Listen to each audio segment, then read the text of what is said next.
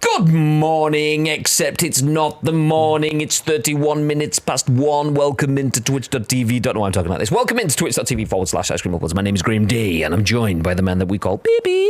Hello, Graham. Alright, are you ready for the longest show that the world has ever seen? Don't you mean the shortest show that everyone has ever seen? Yes, that's exactly what I mean. We have about 20 minutes until we have to get off stream, so this is going to be an incredibly short podcast today. Apologies for this. It's just a busy time of year. For those that don't know, we are Ice Cream Uploads. My name is Graham, this is Bibi, and in true ice creamy fashion, this is The Scoop, the UK's #1 video game podcast, if we do say so ourselves. Anyway, it's usually the #1 video game podcast because we have lots of news that we will talk to. We'll bring you the biggest, the best, and the breaking stories in the world of video games. We'll then give you our thoughts and impressions on those stories, and we want to hear your thoughts and impressions, and then your thoughts and impressions on our thoughts and impressions. That's kind of how the whole thing works.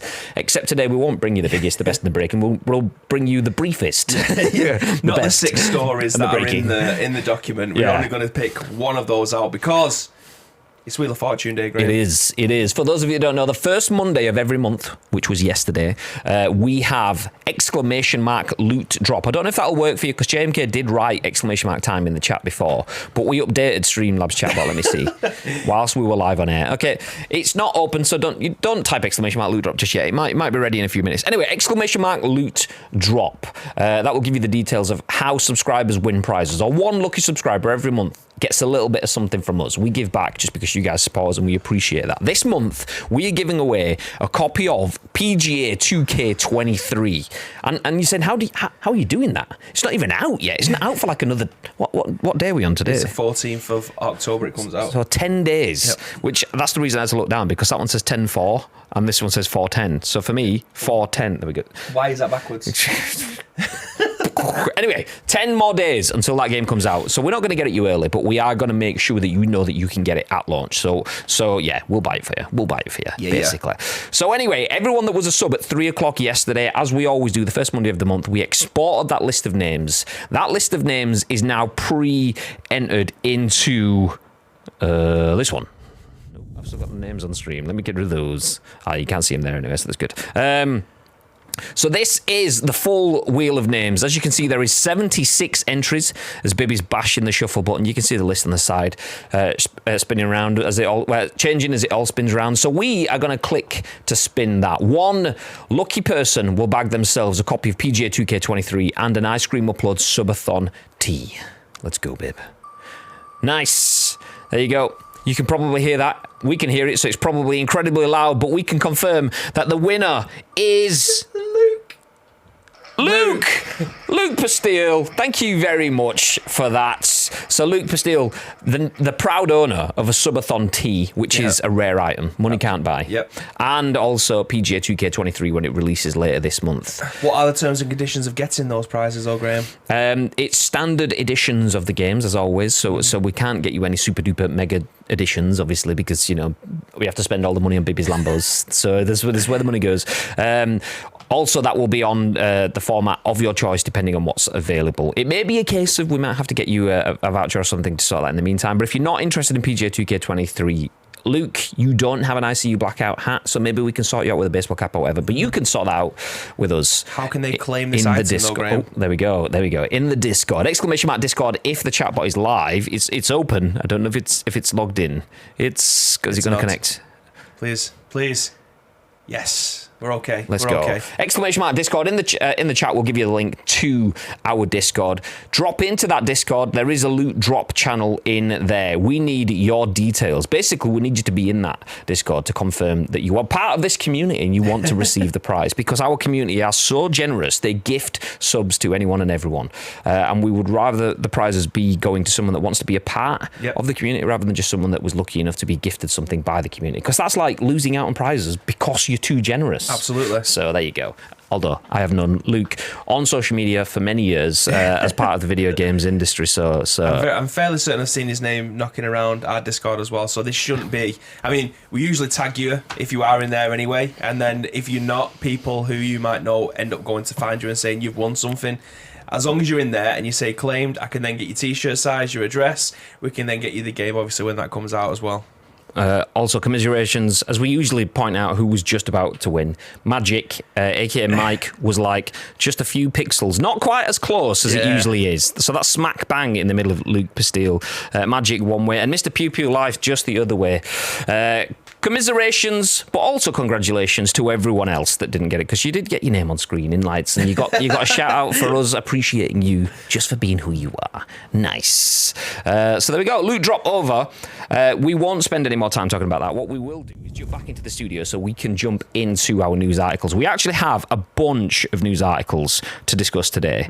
We're going to start off talking about Overwatch 1 and the moment it died forever. And that's all we're going to talk about, because we do have other articles looking at Outer Worlds, Ubisoft, players going to Stadia, tattoo artists suing 2K, and all sorts of other stuff that we're not going to have time to jump into. So we'll just leave the pin in all of that stuff for now and jump straight into our first news article of the day, which is written by Matt Wales at Eurogamer. It should be on your screen now, and it says, "This is the moment Overwatch 1 died forever. Servers now offline."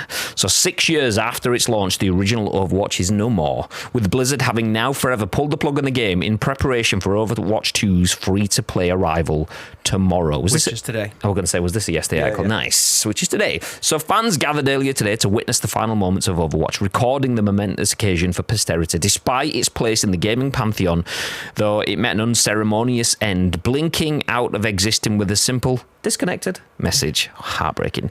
A few official lobby chat server messages did at least attempt to imbue the occasion with some import, telling players, quote, "Even the best journeys end, but a new one is right around the corner. Thank you, heroes. See you October the 4th. Imagine putting that into your servers, Discord servers, but not actually on your end game screen. Ah, no. A final message ahead of Overwatch 1's Oblivion simply read, "See you on the other side." Since taking Overwatch 1 offline, Blizzard has posted a new in-game message explaining servers are down while it prepares for the launch of Overwatch 2, with the sequel expected to start coming online from 7 p.m. UK time tomorrow, which is today. So in a few hours, 5.5 hours-ish. Inevitably, Blizzard is also using the downtime to point players in the direction of its new Watchpoint pack, containing the likes... I'm assuming that should say containing the likes of Overwatch 2's Battle Pass, skins, and premium currency with a big buy now option. While Blizzard has yanked Overwatch 1 with little in the way of celebration or sentimentality, fans of the hugely popular multiplayer shooter have been reminiscing about the last 6 years and sharing their memories of the game ahead of its demise throughout the day, posting fan art and tributes to the friends/bitter rivals that they've met along the way. Any emotional twinges from that massive sign-off that Blizzard gave? Babe, anything? Is it just the disconnect? Oh, no. Oh, no. This is a shame because I do think Overwatch definitely changed the landscape of these types of games. It was definitely a game that will probably go down in history as... not necessarily the start, because we've had 5v5 games like this for the longest time, but it was just hugely successful in its own right. There has been a lot of clones of these types of games, mostly by Hi-Rez that seem to clone anything that's popular and make their own with the likes of Paladins. It's like a modern day Gameloft. Yeah, exactly. Although modern day Gameloft apparently is making actual games these days. Like Disney's Dreamlight Valley, which is obviously kicking the world's ass at the moment. But I did play quite a bit of Overwatch, probably not as much as most people. Like Lee said that he spent like 40 hours on it. I probably spent just short of that. I've only ever watched two people stream it. One was you, and I was like, don't know what's happening. The other one was Tub Jizzle, who he spent quite a lot of time on. You could tell he liked it because he'd be like, what should we stream? What should we play? Does anyone want to play? I'm not feeling FIFA. Does anyone want to... No. Anyone want to play Overwatch? And it was always his first go-to when he wasn't on his, like, one of the games he's known for. But everyone was just like, nah. Well, this is definitely one of these games now that I've just taken the Fortnite model of what a battle pass should look like. I mean, I'm giving it high praise with very little expectations as to what this could actually look like. But they've got a Fortnite Battle Pass that's going to be coming out. They're going to have all these different skins that you're able to use and different champions. We spoke the other day on this Just checking that War Thunder's not playing audio, is it? No. Everyone would be sat there going... No, you definitely hear it.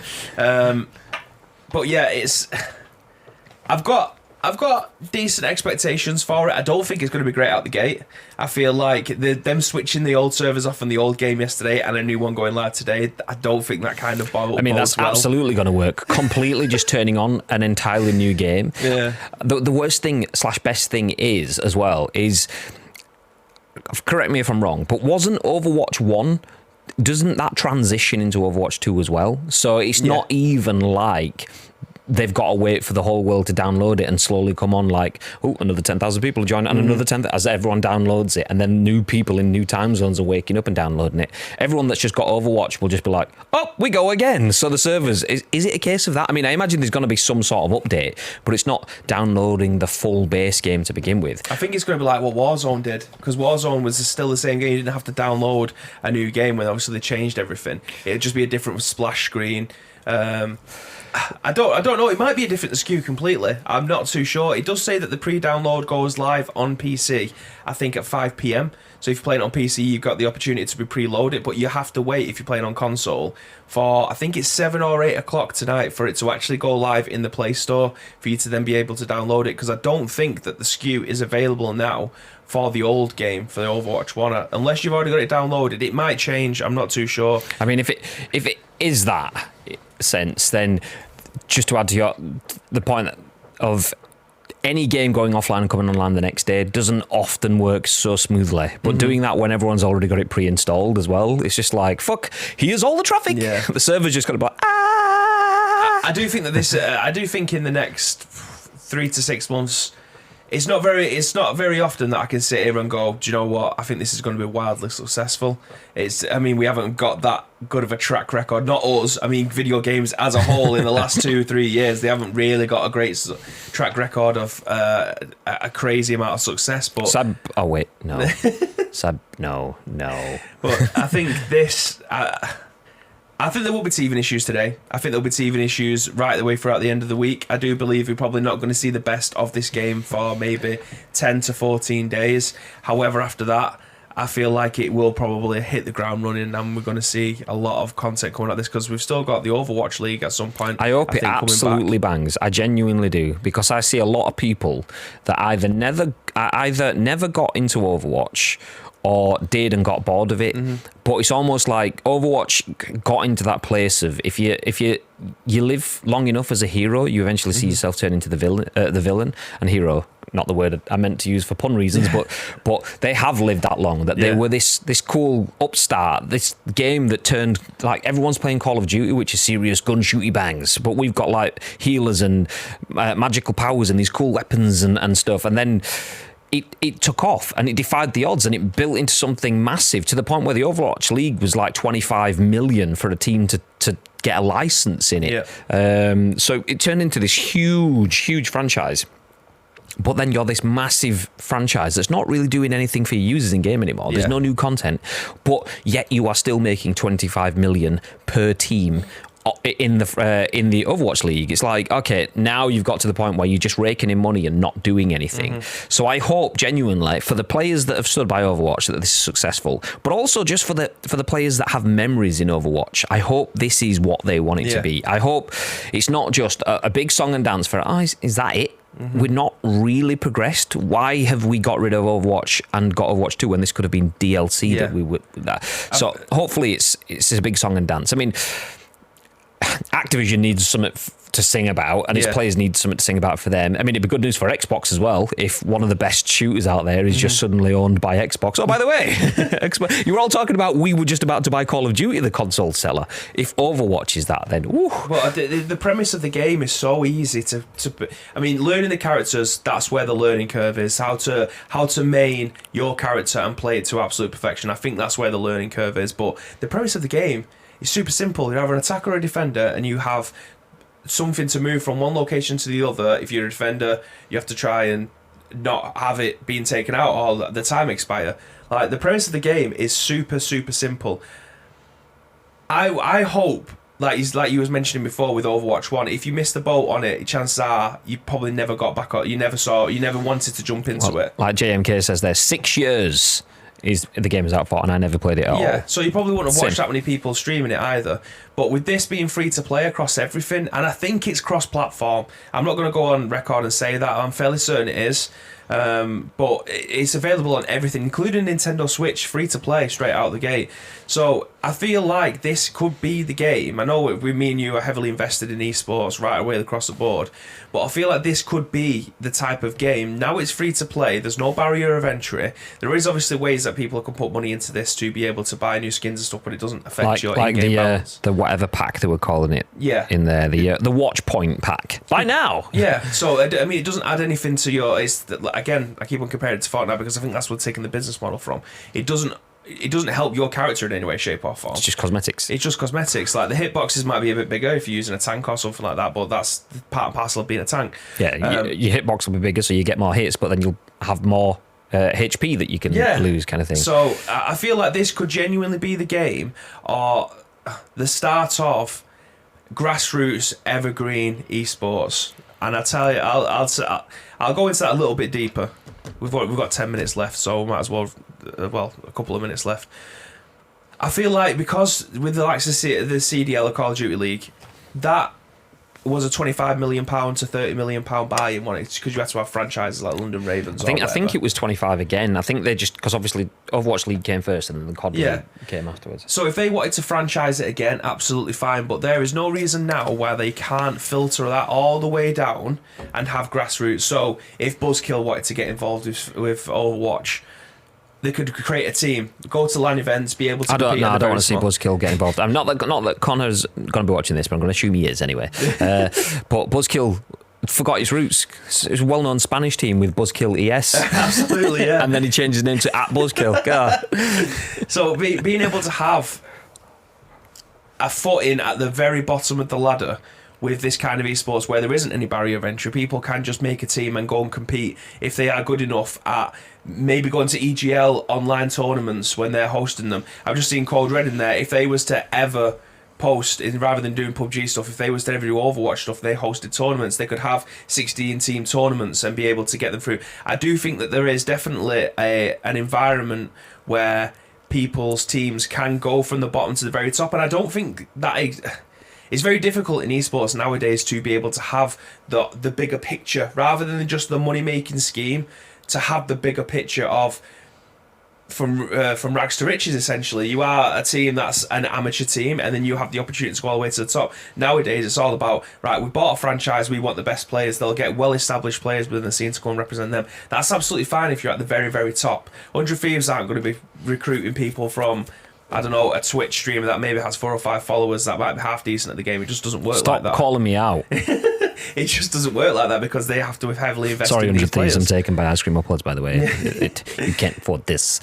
So yeah, I feel like this could be a baseline. I'd hope from looking at it from the outside in, that could be something that might be possible. I feel like there would be a lot of money in it for people who want to be able to try and set that up. What that entails, I'm not too sure. So there used to be quite a different angle when it came to Activision and esports. Like in terms of, you used to be able to run unofficial Call of Duty events, but not unofficial.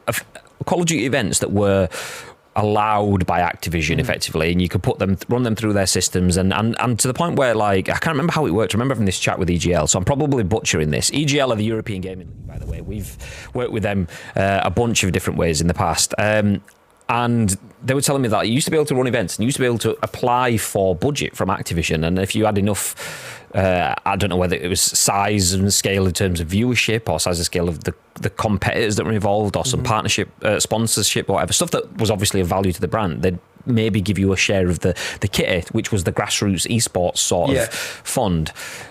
But then obviously when it came to like Overwatch League, COD League, the CDL kind of stuff, that stuff, I say it doesn't exist.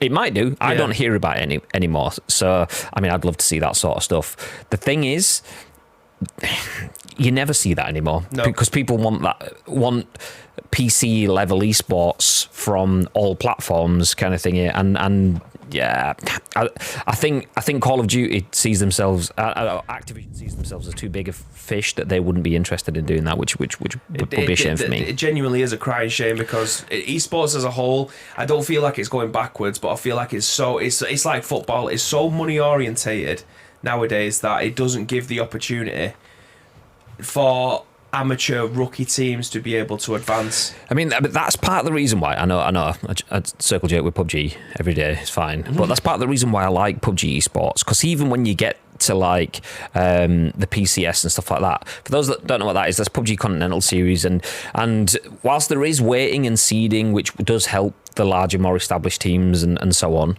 which is understandable. There's nothing wrong with that, because that, to have some level of consistency with established and waiting towards larger teams, means that you do get some sort of advertising consistency. Yeah. If Optic, FaZe, whatever, TSM, Cloud9, whichever major esports org you follow, is in an event one year, smashes it, wins, but then doesn't qualify for the next one. It's like advertisers are like, well, everyone wanted to see Shroud and Skadoodle. Where the feck are they? It's like, they're not in this event because they didn't qualify. Yeah. So them being there is fine, but you do see that quite a lot, partially because there isn't like such a large established landscape for PUBG Esports in the fact that there isn't tons of money. So a lot of the bigger orgs, like the Team Liquid, have recently dropped out after a bunch of others and so on, means that you do get a little bit more of that grassroots shuffle. You still get your same teams, your big names, your streamer content creators, so on, that are leading the FaZe clans and that are leading the Sonics and so on like that. But you do get, like, you'll get either a team of free agents that have gone, fuck it, when we are big names, but we're not in front of a big org, we'll just call ourselves Bing Bang Boom. That's the name of a team of players that have just put themselves in, where they do go in, put themselves in front and center and go, okay, we will be us, we will do our own thing. I love to see that sort of, okay, big names, but it's almost like seeing Roger Federer going, fuck it, one last throw of the dice. We've been there. We've been represented by Nike. I'm going in as myself now, kind of thing. It's almost that sort of vibe, which I love to see. But I assume that's what Code Red are trying to do with their PUBG stuff. No, they're bigger. Yeah, they're way bigger. Much bigger. I mean, not even asked about like free agents and stuff. And if you're not coming in with $1 million contracts, Code Red are not interested. But again, the amount of time and investment it takes to be able to put on tournaments like that in the first place. That's why we wanted to do the Royale Rumble and things like that. And any of the PES invitationals that we've done previously, there isn't enough opportunities to be able to have tournaments like that knocking up and down the road. I mean, that's the reason why we don't have LAN events, because renting a space, renting all the consoles, renting marketing resources, being able to put streams on, it's all, people don't realise how expensive that kind of thing is. Even just the effort of sourcing brand partners and then the legalities of signing those contracts and so on can be an absolute effort. We struggle to find funding. The game is struggling at comp level, though, to be fair. Yeah, exactly. But that's where, when the events are on, they're so beautiful, because you know it's just so pure. Yeah. Because everything that is there wants to be there, and is enjoying the fact that it is there. It's not just someone going from Baby Bell, fuck it, cheese, boom. Yeah, it's like, what's cheese got to do with PUBG? Fuck knows, but they're spending $6 million. Okay, let's go. Who'd have thought, after all this time, that the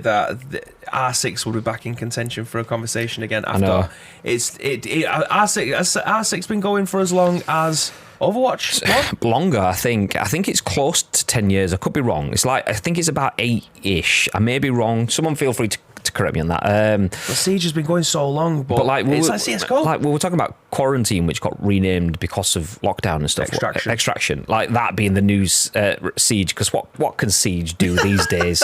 Who the fuck's playing Extraction? It's absolutely mental, but again, the game's only as popular as the people that are playing it. The world's eyes are going to be on this game. 100%. When Overwatch 2 eventually drops later on today, the world's eyes are going to be on it. Sponsorship might be at an all-time high. Playbase all-time high. It will be for at least the next few weeks. Everything's big, fresh, new. Everyone's talking about it. We will see lots of Overwatch content, probably rivals and all the rest of stuff like that.